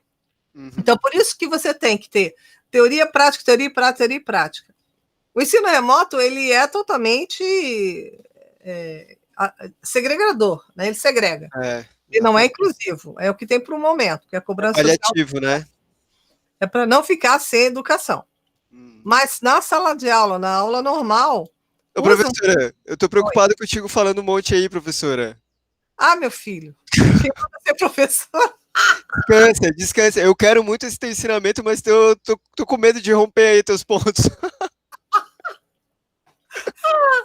Enfim. Deu, não ri. Segura a onda. É só essa dica que eu dou, que eu acho bem pertinente. Todos aqui vão estar na sala de aula um dia, ou já estão. Ter essa pegada, porque você vai estar com adolescentes que vão estar muito mais afim de outras coisas. Então, realmente é um desafio. Mas é esse caminho, João. Um beijo, vai lá. Descanse, professora, por favor. Não esquece de tomar água, já passou um monte de 5 minutos aí. Não! A prof não se aguenta. Não aguenta. Aqui, ó. Água, suco de uva, água de coco e o cafezinho aqui do lado. Não posso tomar muito cafezinho, só pra... Ô, professora, para de falar, cara. Pô! Prof, vai descansar. Cansei. Ela não Para aguenta, de João, rir. não Ó, aguenta. cancela a câmera. Cancela a câmera. Imagina a Ravena. Ai. Então tá, pessoal. Deixa eu Beijo, amor. avançar aqui. Obrigado, professora, pela intervenção. E fique à vontade, né? A aula é tua, obviamente, né? Vai, Pode... meu filho. E Vai, todos os outros também, por favor, podem continuar ali. Eu tô adorando a nossa conversa ali no chat também. Então tá. Eu trouxe o Paint aqui porque ele é o mais próximo que eu consegui das ferramentas que eu tenho disponíveis aqui no computador de fazer, né, eu vou repetir o radical ali, fazer uma aproximação, né, da realidade do que a gente fez lá na sala de aula. Eu tenho o plano de ensino aqui, né, o plano de aula, perdão. O que a gente vai fazer hoje? Qual é a proposta? É trabalhar, então, construir conhecimento pertinente aos modos de representação cartográfica por meio dos modos de implementação cartográfica, né, e suas respectivas variáveis visuais, que são os pontos, linhas, áreas, polígonos ou zonas, para a criação de mapas temáticos. E daí qual é o conteúdo específico, né? Então, o que eu vou falar com vocês aqui em poucos minutos, né? Inclusive a fala da professora, ela foi realmente muito pertinente, porque o que eu vou fazer com vocês de uma maneira direta, né, a internet ela permite vocês assistirem o vídeo depois, pausar, ver com calma, não entendeu, volta, né? Dá pra gente voltar no tempo, essa é a grande vantagem do vídeo, né? Mas eu vou tentar fazer de uma maneira lógica sequencial. Então, nós trabalhamos com eles, né? O modo de implementação cartográfica pontual, linear e zonal. Então, o que eles recebem, né? Tem uma apresentação do material cartográfico, né, que são os mapas que a gente, por exemplo, essa imagem que eu acabei de mostrar aqui do Google Earth. A gente faz essa impressão mesmo, impressão física, e entrega para o aluno desse mapa. Pode ser preto e branco mesmo. Se for colorido, pode facilitar bastante ali a identificação de uma forma ou outra, mas preto e branco serve. Em função da textura, né? Vocês já devem ter visto ao longo da graduação, da diferença ali, né, dos elementos que compõem a paisagem. E com essa imagem aérea da UFSC, né, eles têm que fazer a identificação de feições espaciais que possam ser representadas pela variável ponto. Especificamente ponto. O mesmo vai ser feito, então, para a linha, e o mesmo vai ser feito, então, para área, zona ou polígono, né? Que são sinônimos. Então, de novo, vou repetir só a última aqui. O estudante ele recebe a impressão, né? No caso de preto e branco, a gente precisou fazer muitas impressões, né? Foram só da turma de da licenciatura indígena foram 30, mais a turma da cartografia escolar, né? Às vezes a escola não tem recurso, ou às vezes o professor tem que tirar do próprio bolso. E essa daqui é uma proposta bem barata de ser feita, né? Beleza, então, de novo, é da área da UFSC, eles têm que fazer identificações de feições espaciais que possam ser representadas pela variável área, né, assim como a outra foi utilizada para a linha. Então, nós construímos os conhecimentos com eles a respeito das variáveis visuais, e, além disso, é preciso ter um material mínimo, né, para fazer essa atividade por aluno, que são 3 folhas de papel vegetal, recomendo 4, porque às vezes acontece algum erro e tal, errar uma vez dá, né? Então, 4 folhas de papel vegetal é ok. Uma folha com a impressão, né, da imagem da UFSC ou da área de interesse de vocês, e lápis de cor. Antes de fazer a atividade, né, então é construído o conhecimento a respeito das variáveis visuais e dos modos de implementação e como que a gente pode utilizar cada modo de implementação, cada variável visual dentro dos modos de implementação para representar distintas informações no espaço trabalhando com o mesmo modo de implementação, né. Eu posso ter, um exemplo clássico aqui, né, é o nosso maps.google.com. Olha só. Então, o que eu acabei de falar para vocês está aqui na minha frente, que são as variáveis visuais, né, das linhas, por exemplo. Então, eu tenho algumas vias que estão sendo representadas aqui, as rodovias estaduais em amarelo, as municipais em branco. No entanto, eu tenho outros modos de implementação linear que está mostrando para mim outro tipo de informação relacionado à hidrografia, né? Então a linha ela está representando o arruamento e a hidrografia também. Eu poderia ter outros tipos, né, de representação linear aqui, que são trilhas, caminhos. Então eu tenho que buscar uma variável visual pertinente, né, a esse tipo de informação espacial. Outro tipo de variável visual que eu tenho aqui, né, fazendo a base do meu mapa, é a zonal, ou de área, o polígono, né? Então eu tenho o polígono de área verde aqui do Manguezal do Itacurubi, por sinal o segundo maior manguezal urbano do país, área verde aqui no Horto Florestal do Córrego Grande, e o resto é a mancha urbana. Obviamente não é tudo, né? Mancha urbana, tem várias áreas verdes aqui também, áreas protegidas, né? Área de encosta, tal, mas para essa questão didática aqui, esse mapa aqui já serve. E por fim, eu tenho o último modo de implementação, que é o pontual. Então, olha só o shopping aqui, ó. Então, eu estou trabalhando com essa informação, esse dado espacial, o shopping, eles utilizaram uma simbologia que remete a uma sacolinha de compras. Aqui tem um restaurante, ó. Eu nem sabia que era um restaurante. Eu passei o mouse e eu vi que é o Uncle Joe's ali, mas eu olhei para a simbologia aqui, ó, para o signo utilizado para o modo de implementação pontual, com essa variável visual aqui de forma, esse é o nome, né? Forma, de um garfinho e uma faquinha. Então eu nem passei o mouse, antes de passar o mouse, já sabia que era um restaurante, intuitivamente. Olha o capelo aqui, ó. O capelo está me remetendo então à universidade. E assim por diante. É importante a gente conhecer, né, a variável visual antes de implementar essa informação com os nossos alunos, para eles compreenderem o que eles estão fazendo ali, né? Não estão fazendo um desenho, mas sim uma representação cartográfica, né? Representando o espaço para que outra pessoa possa ler o espaço da mesma forma que ele lê. Eu não vou dar essa aula aqui para vocês também, né? Eu acredito que vocês já tenham. E essa daqui foi a folha, né, de impressão que entregamos para os alunos. Essa daqui foi entregue também para eles terem algumas referências, né, para os alunos indígenas. Como eles não são daqui, eles não teriam, né, como fazer muitos pontos, né, ou conhecer muitos locais. Então a gente deu essa colinha para eles fazerem os próprios pontos. No entanto, eles deveriam implementar as suas próprias variáveis visuais e suas próprias simbologias, né, obviamente respeitando a regra. Então tá.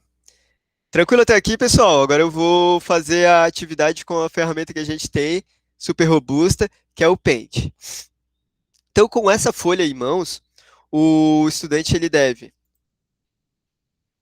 receber a primeira folha, colorida ou preto e branco se for o caso, e ele vai receber 3 folhas de papel vegetal, transparentes, né? Elas têm que ser translúcidas, obrigatoriamente, não tem como fugir disso, precisa ser assim.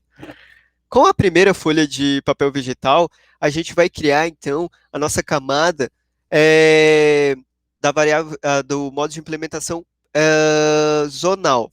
Então, eu vou escrever aqui em roxo, porque eu coloquei, se tem algum daltônico, desculpa, mas eu utilizei 3 diferentes cores aqui, roxo, vermelho e verde, para representar as minhas 3 para distinguir, né, as minhas 3 folhas de papel vegetal. A primeira aqui, ó, eu vou escrever zona, não, área, né? Vai que alguém confunde com outra coisa. Área. Beleza. Essa é a atividade por enquanto, a área mesmo. A segunda folha de papel vegetal que o aluno receber, nós escrevemos então linhas. E na última, pontos. Então tá. Então agora o aluno ele tem lá na folha dele, em cima da carteira dele, o material escolar dele, caderno, borracha, caneta, o que for, lápis de cor, folha de papel, aí as 3 folhas de papel vegetal e uma de reserva, né, caso ele erre alguma. E agora, o que ele vai fazer? O estudante ele vai pegar a folha de papel vegetal que a gente entregou para ele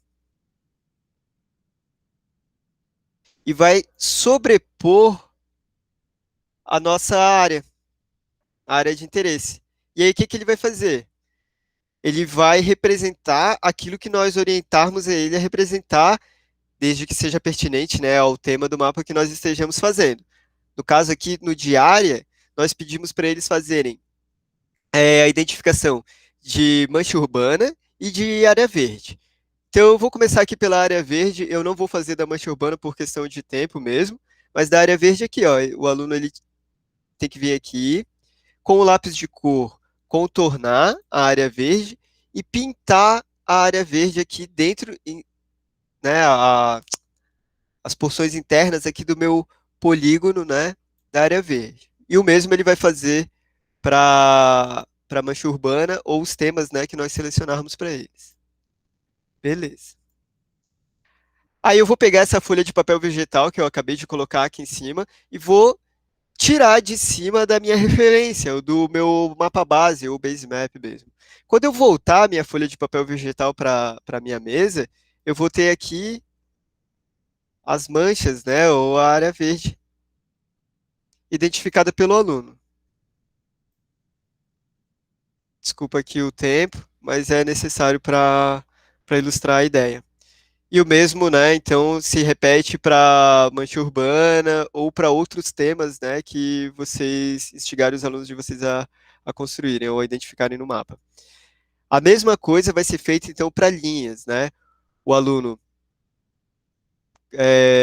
com a sua folha de papel vegetal, ele sobrepõe o base map que nós entregamos para ele, coloca aqui o mapa de linhas, e aí pedimos, então, para ele fazer a identificação das feições, né, pertinentes ali ao conhecimento que a gente quer construir com ele.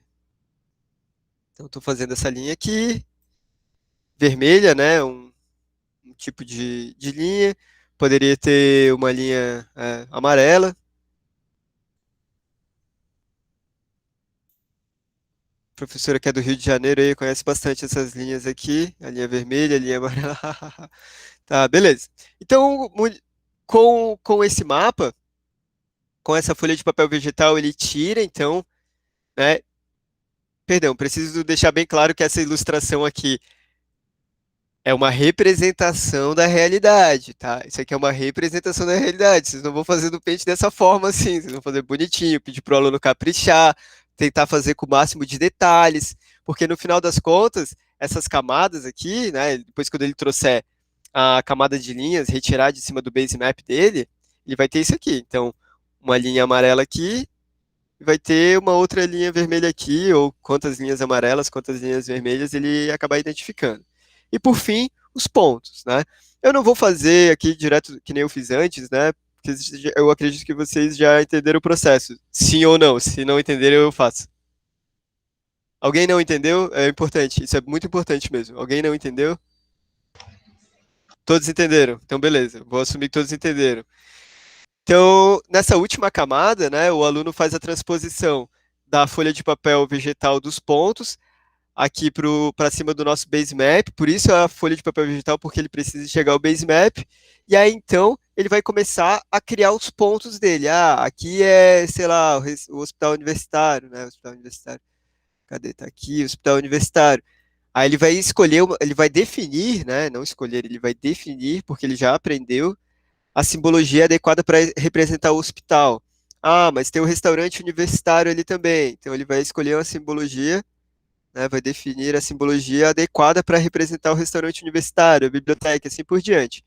E no final ele vai ter um produto mais ou menos assim, né, com o hospital universitário, o restaurante, isso aqui era para ser um garfo sem um tridente, e outras feições. Agora vocês notem que nós temos três camadas. Três camadas. Não foi à toa que eu coloquei o QGIS ali, tá? E fiz aquela busca no IBGE. É para fazer justamente essa analogia. Não é diferente disso aqui. A diferença é que isso aqui é um produto analógico. E o QGIS, né, e as camadas disponíveis no IBGE são produtos digitais. No entanto, no final das contas, o que a gente vai ter conceitualmente vai ser o mesmo produto, conceitualmente, né? Deixando claro, que são as camadas sobrepostas e as análises, né, possíveis de serem feitas, né, a partir dessa informação. E aí, então, para cada uma das camadas, né, solicitamos a eles colocarem as legendas, né, o que significa cada simbologia, né, de acordo com o tema pertinente. Recomendo, né, isso aqui eu não tinha pensado lá na época, pensei depois, colocar a legenda em locais distintos em cada folha, ou segmentar as folhas assim, ó. Então, para a primeira camada, colocar a legenda aqui, para a segunda camada, colocar a legenda aqui, e na terceira camada, aqui. Por que isso? Porque quando eu tiver o meu mapa final, quando as três camadas estiverem sobrepostas, eu vou ter uma legenda só aqui, ó, com as três camadas, né? Então, uma legenda pertinente à camada de zonas, áreas e polígonos, a outra de linhas e a outra de pontos, né? Tranquilo? Legal?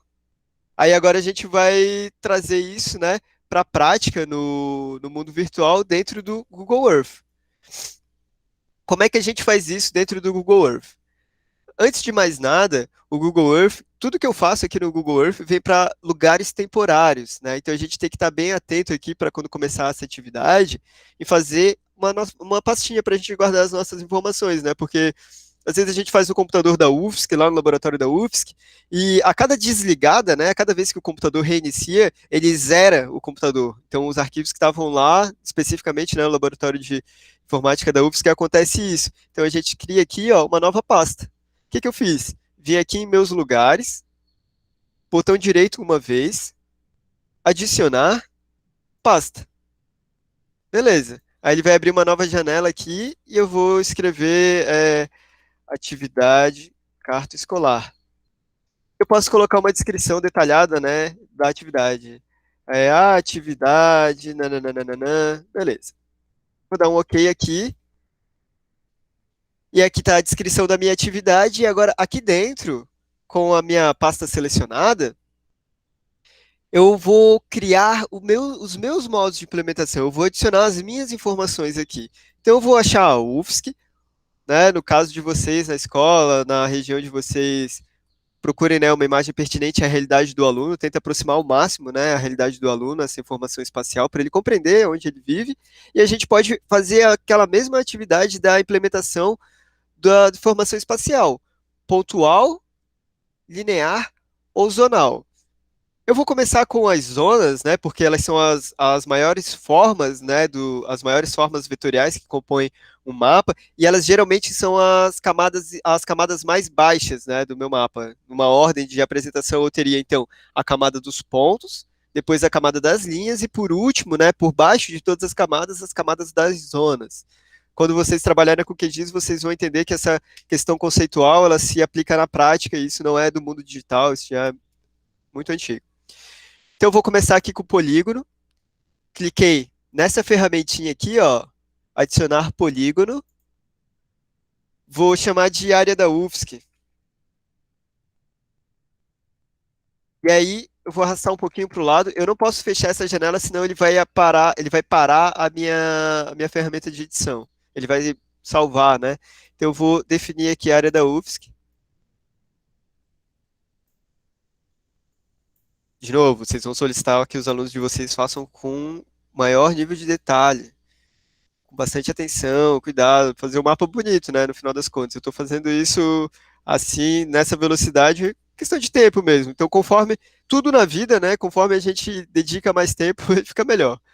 Então, beleza, tem aqui a área da UFSC, eu posso alterar a cor, vou colocar, sei lá, amarelo. Beleza. Tá, João, que doideira é essa? Por que que tá assim? Ah, é porque as construções em 3D e o terreno estão habilitados, ó.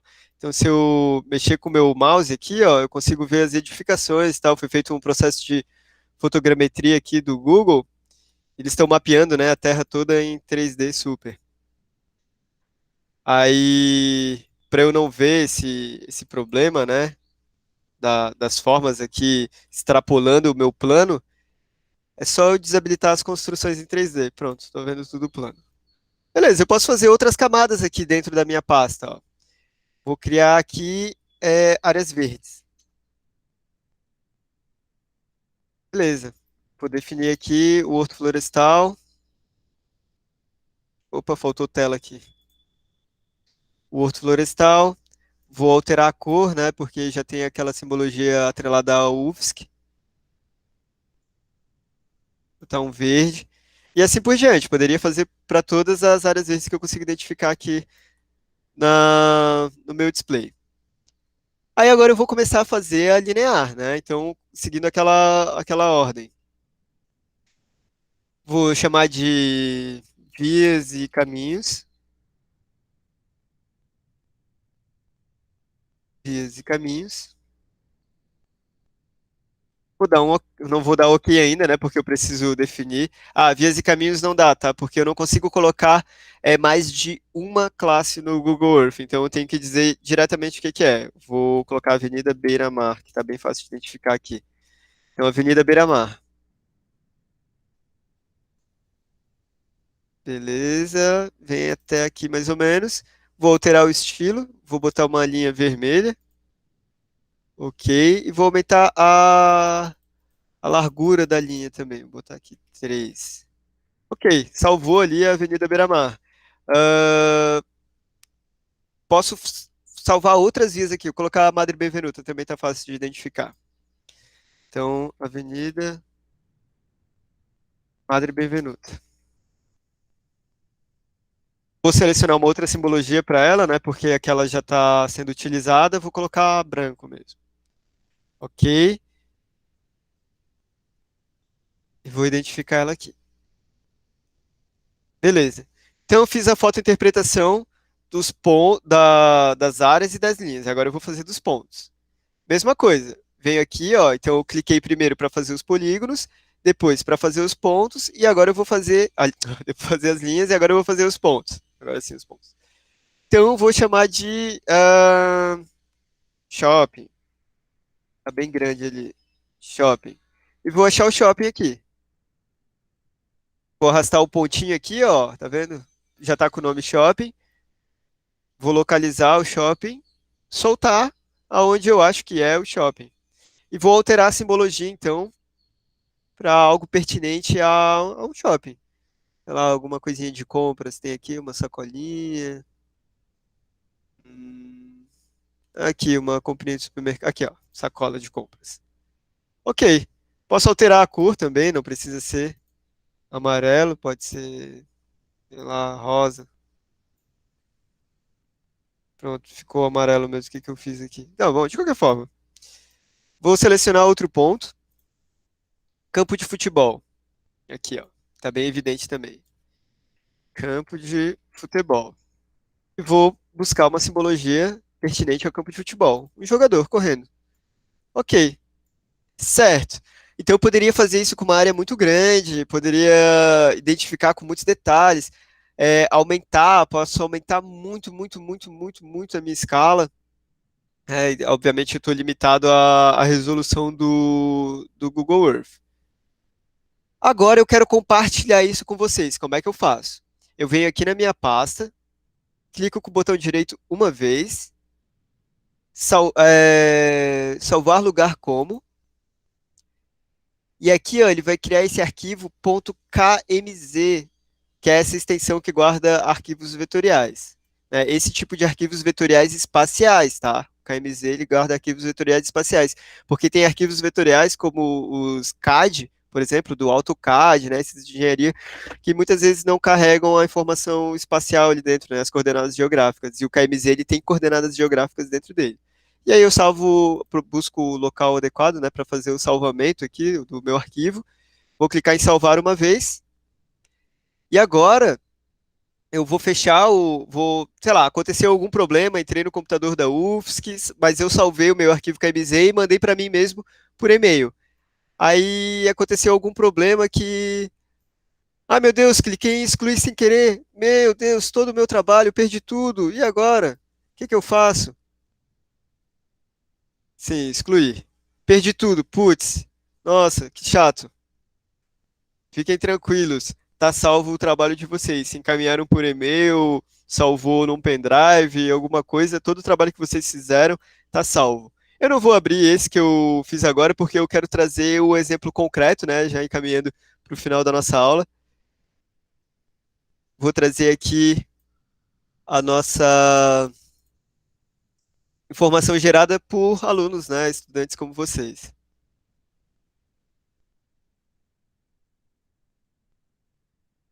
Eu não quero salvar isso.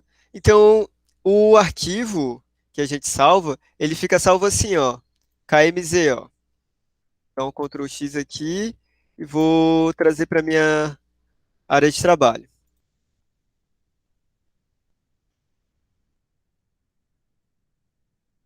Cadê?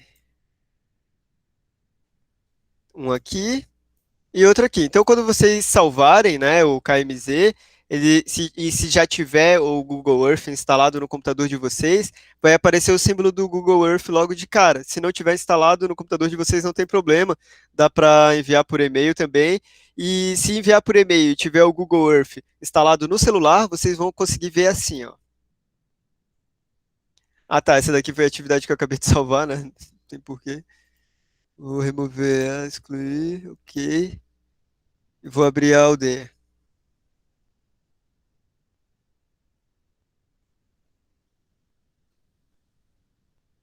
Então, esse aqui foi o trabalho final, atividade que os alunos da licenciatura intercultural da UFSC Indígena, a licenciatura intercultural indígena da UFSC trouxeram para a gente.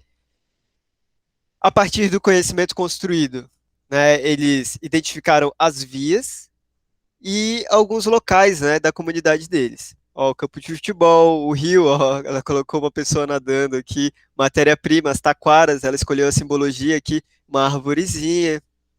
Deixa eu ver outra aldeia aqui pra gente. Olha só que complexa é essa daqui. Então, olha a quantidade de informações que tem. Agora eu vou para uma outra aldeia. Esse trabalho aqui ele foi bem chocante. Quando a gente começou a trabalhar com o Google Earth, né? Adivinhem quais são as únicas duas reservas indígenas no norte do Rio Grande do Sul. As duas áreas verdes preservadas, o resto é tudo pasto. Tudo outros meios de cultura, né? Aí aqui, eu não vou mostrar muito tempo essa informação aqui, nem com muitos detalhes, porque tem informações sensíveis ali do Morro dos Cavalos, né? Mas esse mapa aqui está super detalhado. Então, essa estudante indígena, ela identificou aqui feições que nós brancos, né, ou nós não indígenas, melhor o termo, não conseguimos identificar ali, porque para a gente é só vegetação, é só área verde, mas tem muitos caminhos, cachoeiras, áreas de coletas de plantas medicinais, fontes d'água. Nossa, é muito robusta essa informação. De novo, não vou expandir aqui com detalhes em função de ser uma informação sensível lá deles. Mas esse trabalho ficou lindo e dá para, né, foi possível compartilhar tanto para o Google Earth quanto para o celular e eles compartilharam entre eles, né? Nesse caso aqui das comunidades indígenas, é super interessante a construção desse conhecimento técnico, né? Aliás, vou até já encaminhando para o final da minha fala em relação a esse conhecimento técnico, né? Precisamos, então, munir a sociedade, né, da técnica, tanto a técnica do pensamento, a técnica da lógica, da interpretação das lógicas sociais, quanto a técnica da transformação da natureza e a técnica das ferramentas, né? Essas ferramentas hoje que eram de uso militar, que eram de uso estatal, hoje elas estão aí disponíveis gratuitamente. E nós, geógrafos, né, nós temos o dever de aprender a utilizar essas ferramentas e ensinar a sociedade a utilizar essas ferramentas, porque os exemplos que eu dei ali, eles podem servir, então, para a criação ou gestão do espaço nas comunidades, para a criação ou gestão de plano diretor, para a criação ou gestão do condomínio ou até da tua casa que seja, né? Então, é uma ferramenta robusta, gratuita, de qualidade, assim como é a nossa Universidade Federal de Santa Catarina. Espero aí ter conseguido construir algum conhecimento útil e pertinente, né, para a prática geográfica, para a prática escolar. Da minha parte era isso. Espero não ter sido muito chato aqui com vocês e que tenha sido útil mesmo. A minha preocupação, né, quando a professora fez esse convite, era para que a gente construísse, né, esse conhecimento que já foi construído com outras turmas, com vocês. E conforme a gente vai evoluindo ali, as nossas preocupações elas vão se tornando cada vez mais sérias, né? Então eu estou bastante preocupado aqui com que vocês estejam munidos aí, preparados, né, para essa nova lógica que a gente está enfrentando agora, né, de ensino remoto, porque essa plataforma aqui provavelmente não vai ser deixada, né, de lado nunca mais, né, eventos e tal. Provavelmente muitos de vocês vão dar palestras no futuro online, né, e as ferramentas estão aí para nos ajudar a construir o conhecimento geográfico dessa maneira. Mas, assim, ó, não é de graça tudo isso, tá? Então, eu vou cobrar uma coisa de vocês. Eu quero que vocês façam o mapa de vocês, a atividade é essa, tá? Eu quero que vocês façam o mapa de vocês, podem escolher a região, a cidade que vocês estão, e quero que implementem de uma forma bem detalhada, da forma que vocês conseguirem fazer, mas bem detalhado, os modos de implementação pontual, linear e zonal, e enviar para o e-mail da professora o arquivo KMZ da pasta que vocês vão criar ali dentro. Agora sim, da minha parte era isso. Professora? Vixe, não pode falar. Então, beleza. Colegas? Ai, João, obrigada. Tu abrilhantou muito a aula de hoje. Achei que foi muito útil conhecer essas outras plataformas. Assim, eu, particularmente, não conheci nem metade do que tu mostrou, sabe? Então, foi muito interessante. Bom, Denise, muito feliz. Bem legal mesmo, João. Parabéns pela aula aí. Obrigado por nos oportunizar a conhecer tantas ferramentas, né, que podem ser bastante úteis aí nesse contexto, né? E como tu bem falou, né, aprender e ensinar a sociedade, né, para que a gente possa resolver pelo menos um pouco dos nossos problemas, né, sociais que a gente tem aí, enfim, espaciais, né, ligados aí à nossa área que é a geografia. Isso aí, brigadão. Obrigado também, Leandro. Obrigado, Guilherme. Valeu. E aí, Luana? Oiê, Oi, João, oi. parabéns. Mais uma aula que você arrasou. Continua assim. Obrigado, Luana. Obrigado pelo feedback aí, carinho pessoal. E qualquer dúvida também, eu vou deixar o meu e-mail aqui no chat, ó. É joãodaniel@hotmail.de, D de dado, E de Eduardo. Fiquem à vontade ali para dúvidas, essas coisas, alguma ferramenta que não estou sabendo utilizar. Estou sempre olhando o e-mail ali todo dia, então uma hora eu vou responder, tá bom? Espero não ter sido, aprendi não, né, mas utilizei bastante essa palavra aí, junto com o professor Alcides esse ano, espero não ter sido enfadonho, né, que é chato, aqui com vocês.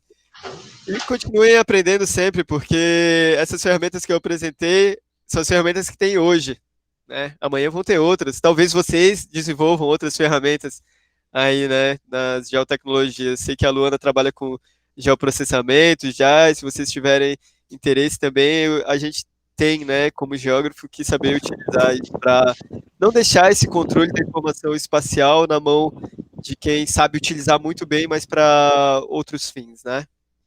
Então, gente, obrigadão. Opa! Espera um pouquinho. Já que o João tocou na parte do geoprocessamento, gente, a AgroSatélite está com vaga aberta para estagiário. Hoje é o último dia para mandar, então se alguém se interessar, manda currículo, que vale muito a pena. Massa, Luana, informação privilegiada essa, hein? E não sei como é que vai ficar o vídeo aqui, mas então eu combinei isso com a professora, né, para vocês entregarem então uma pastinha com o KMZ com essas 3 informações da região de vocês ou da região que vocês acharem pertinente fazer esse estudo, né? E aí, se eu não sei como é que tá a nossa divisão aqui, mas estava programado alguma coisa para o dia 18, mas se não acontecer da gente se encontrar dia 18, fica aí de atividade, né, da disciplina. Mas se eu voltar com esse material que vocês enviaram, eu quero fazer uma brincadeirinha ali no QGIS. Então, João, essa atividade então vai ser só pelo QGIS, né? Não vai ser nada... É pelo Earth, pelo Google Earth. Pelo Earth, tá. Isso, pelo Google Earth, tudo pelo Google Earth. O QGIS eu tô deixando para vocês aprenderem, utilizarem. Até tem esse cara aqui, ó, se vocês procurarem QGIS Anderson Medeiros na internet, vão encontrar tutorial assim, ó, do 000 mesmo. Como é que segura o mouse? Não, esse ele não ensina, né? Mas como abrir o QGIS, como é que ele funciona, Anderson Medeiros, esse é o cara. Tem muito tutorial dele no YouTube. Muito, muito, muito. Joga no YouTube isso aí, que diz Anderson Medeiros, que em questão de meses vocês vão estar pró no que diz. Beleza, então. Oi? Ah, massa. Não sei. Falou, tchau, tchau. Tchau, tchau. Bom final de semana. Até mais, gente. Bom final de semana para vocês. Obrigadão mais uma vez. Não abandone a geografia, hein? Pode deixar. Tchau,